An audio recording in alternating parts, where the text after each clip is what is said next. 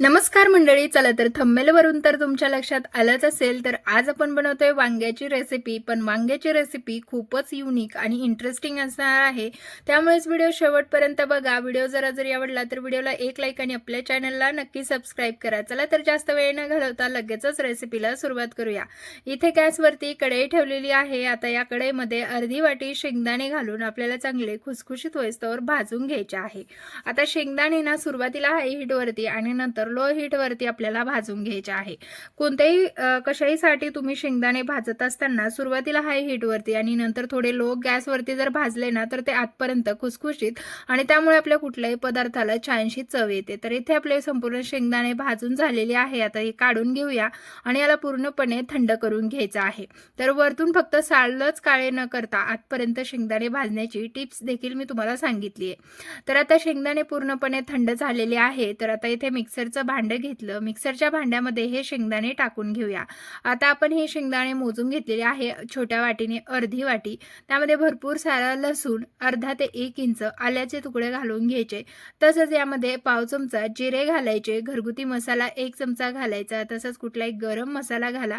इथे मी गोडा मसाला थोडासा वापरलेला आहे आणि कांदा लसूण मसाला 1 चमचा, पाव चमचा हळद, चवीनुसार मीठ घालून घेतलं. आता हे सुरुवातीला आपण वाटून घेऊया.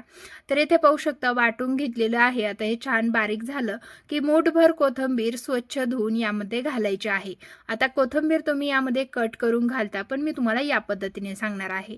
तर आता अशा पद्धतीने कोथिंबीर घातली आणि यामध्ये वाटण तयार करून घेतलं. आता वाटण इतकं चोपडं चटचटीत झालंय. कशामुळे झालंय? आधी रखरख होतं, पण जेव्हा आपण कोथिंबीर घातली ना त्यामुळे या वाटणाला छान बाइंडिंग आली आणि कोथिंबीर घातल्यानंतर तर या वाटणाचा स्वाद जो आहे ना दुपटीने वाढलेला आहे. त्यामुळे आपल्याला वाटणामध्ये मूठभर फ्रेश अशी कोथिंबीर जरूर घालायची आहे. आता इथे पहा वाटण आपण एका ताटामध्ये काढून घेतलेलं आहे. तसंच इकडे मस्त फ्रेश आणि काटेळू वांगे घेतलेले आहे. आता काटेळू वांगे ना खरंच चवीला खूप छान असतात. त्यामुळे ना अशा पद्धतीचे काटेळू वांगे ही रेसिपी बनवण्यासाठी वापरले ना तर तुमची रेसिपी खरंच खूप चविष्ट होणार आहे. त्यामुळे इथे पहा आणि त्यातली त्यात एकदम ताजे छान असे फ्रेश वांगे आहेत. अशा पद्धतीने वांगे धुवून घेतलेले आहे. आता धुवून घेतलेले वांग्यांची सुरुवातीला आपण काटे काढून घेऊया. वांगे आपल्याला कट करण्या अगोदरच स्वच्छ असे धुवून घ्यायचे आहे. तर इथे पहा अशा प्रकारे ना चाकूने अगदी सहज काटे निघले जातात. आता हे वांग बऱ्याच जणांना देठांसोबत खायला आवडतं आणि मग जर देठाला काटे असतील ना तर ते खाताना टोचतात. त्यामुळेच आपल्याला हे अशा पद्धतीने देठाचे संपूर्ण काटे जे आहेत ना ते कट करून घ्यायचे आहे, जेणेकरून संपूर्ण देठ आपण व्यवस्थित वांग्याचा खाऊ शकतो. वांग्याच्या देठामध्ये सुद्धा खूप छान प्रोटीन असतं. त्यामुळे वांग्याचा देठ हा खाल्लाच पाहिजे. त्यामुळेच वांग्याचे आपण काटे काढून घेतले. त्यानंतर वांग्याला ना अशा पद्धतीने चिरा पाडून घ्यायचा आहे. तर ह्या प्रकारे आपण कट करून घेतलेले आहे. वांग आतपर्यंत पाहायचं आहे कट म्हणजे खराब आहे का, त्यामुळेच खालीपर्यंत कट करून घेतलं, चेक करून घेतलं. आता चेक करून झाल्यानंतर इथे ताजं आणि चांगलं व्यवस्थित पाणी घेतलेलं आहे. त्या पाण्यामध्ये आपल्याला हे वांगे टाकून घ्यायचे. तर इथे पहा संपूर्ण वांग्याची काठी काढून कट करून हे वांगे मी पाण्यामध्ये ठेवले होते. आता वांगे पाण्यामध्ये ठेवल्यामुळे ना तुम्ही पाहू शकता आतमध्ये अजिबात काळे पडत नाहीत. जर तेच वांगे तुम्ही तसेच ठेवले ना तर लगेचच काळे पडतात. आता आपल्याला जेव्हा यामध्ये मसाला भरायचा ना तेव्हा ते पाण्यामधून लगेचच काढून घ्यायचे आणि मसाला भरायला घ्यायचा. तर इथे ना या मसाल्यामध्ये आपल्याला एक थेंबही तेल घालण्याची अजिबातच आवश्यकता नाही. शेंगदाण्याचं तेल तसंच आपण यामध्ये घातलेलं कोथिंबीरीमुळे आलेलं बाइंडिंग यामुळे आपल्याला यामध्ये तेल घालायचं नाही. त्यामुळे ना कमीत कमी तेलामध्ये ही रेसिपी आपण आज बनवणार आहोत. तर पहा आपल्याला ना बऱ्याच जणांना तेल कमी खायचं असतं. मग आता कमी तेलात ही रेसिपी कशी बनवायची ना हेच मी तुम्हाला आज सांगणार आहे. तर इथे पहा हा मसाला आपण भरून घेतोय. अगदी लाडू जरी ओळला ना त्याचा तरी छान असा ओळला जातोय. इतकं चोपडं चटचटीत मस्त असं हे वाटण किंवा मसाला आपला तयार झालेला आहे. आता पहा मसाला ना चारही भागामध्ये व्यवस्थित असा भरून घ्यायचा आहे आणि त्यानंतर सगळ्यात शेवटून आपल्याला हे वांग जे आहे ना ते मुठीने असं बंद करून घ्यायचं आहे. पहा ज्या प्रकारे आपण पुरणाची पोळी जुळवून घेतो ना, तशा प्रकारे तुम्ही ह्या वांग्याला जुळवून घ्यायचं आहे. अशा प्रकारे वांग पक्क असं भरून दाबून घेतलं ना, की वांग्यामधला मसाला अजिबातच बाहेर येत नाही. त्यामुळेच आपल्याला ही ट्रिक वापरायची आहे. याच पद्धतीने संपूर्ण वांगे जे आहेत ना, त्यामध्ये मसाला भरून घेतला. सगळ्यात शेवटून राहिलेलं तुम्हाला पुन्हा एकदा दाखवते. तर पहा, तुम्ही काही लाडूच बनवून नाही तर सुट्टं वाटण असं घालून घ्यायचं आहे. आपल्याला या पद्धतीने चारही भागांमध्ये, कारण आपण 4 प्रकारे कट मारलेले आहेत ना, त्या प्रत्येक कटावरती आपल्याला हे वाटण भरून घ्यायचं आहे आणि त्यानंतर सगळ्यात शेवटून आपल्याला हे वांग दाबून घ्यायचं. तर पहा, इथे संपूर्ण वांग्यांमध्ये आपलं वाटण भरून मसाला भरून तयार झालेला आहे.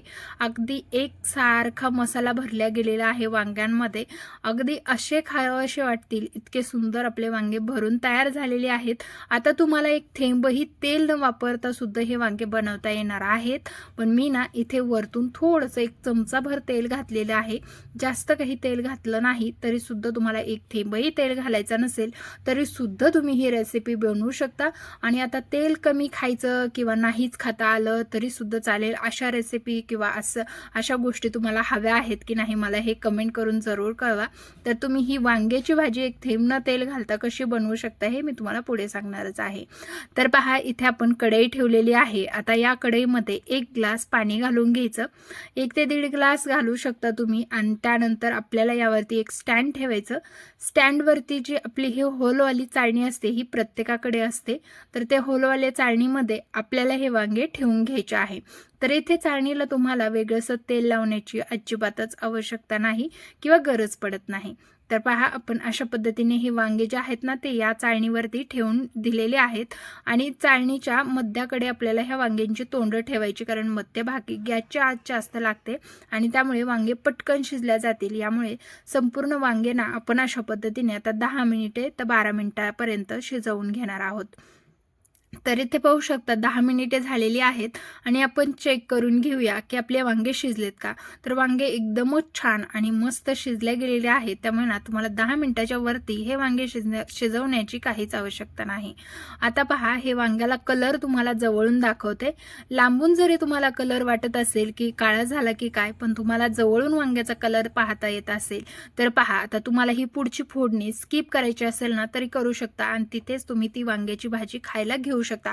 म्हणजे एक थेंबही तेल न घालता वांग्याची भाजी तुम्हाला खाता येईल. पण आता एक्स्ट्राची प्रोसेस, तेल घातलं, त्यामध्ये जिरा, मोहरी आणि बारीक कट केलेला कढीपत्ता घातला. तसंच बारीक कट केलेला मीडियम साईजचा कांदा यामध्ये घातलेला आहे. आता मी एक्स्ट्राची फोडणी किंवा आपण भरलं वांग बनवतो त्याची जी फोडणी असते ती घालत आहे. पण तुम्हाला एक तेल खायचं नसेल तर त्या स्टेजला जरी तुम्ही वांग खाल्लं ना, भरलं वांग अतिशय सुंदर लागतं. आणि त्यामध्ये तुम्हाला आपण वरतून 1 चमचा घातलेलं तेलामुळे जाणवणार सुद्धा नाही की हे वांग आपण फ्राय केलेलं नाही. तर अतिशय सुंदर लागतं. ज्याच्या तोंडाचे चोचले आहेत त्यांनी ही फोडणी करा. ज्यांना नाही पुरवायचे, ज्यांना तसेच खायचे त्यांनी तसेच खा. तर कांदा परतून झाला की लगेचच त्यामध्ये टॅमॅटो घालून घेतला. टॅमॅटो देखील छान परतवून घेतला आणि सगळ्यात शेवटून सगळं परतल्यानंतर यामध्ये राहिलेलं वाटण जे आहे ते यामध्ये ॲड करायचं आहे. आणि आता वाटण सुद्धा आपल्याला एक अर्ध्या मिनिटासाठी यामध्ये परतवून घ्यायचं आहे. यामुळे काय होतं, तर जिभेचे चोचले पुरतात. नाहीतर तशा प्रकारे खाल्लं ना तर आपल्या शरीरामध्ये कमीत कमी तेल जातं. त्यामुळे पहा, अशा पद्धतीने इथे थोडंसं आपल्याला घरगुती मसाला घालायचा, थोडीशी हळद आणि थोडंसं मीठ घालून घेतलेलं आहे. कारण कांदा, टॅमॅटो तसंच आपल्याला वरतून वांग्याला देखील थोडीशी टेस्ट यावी यासाठी आपण थोडंसं मीठ देखील वापरलेलं आहे. आता यामध्ये आपल्याला हे वांगे घालून घ्यायचे आहे.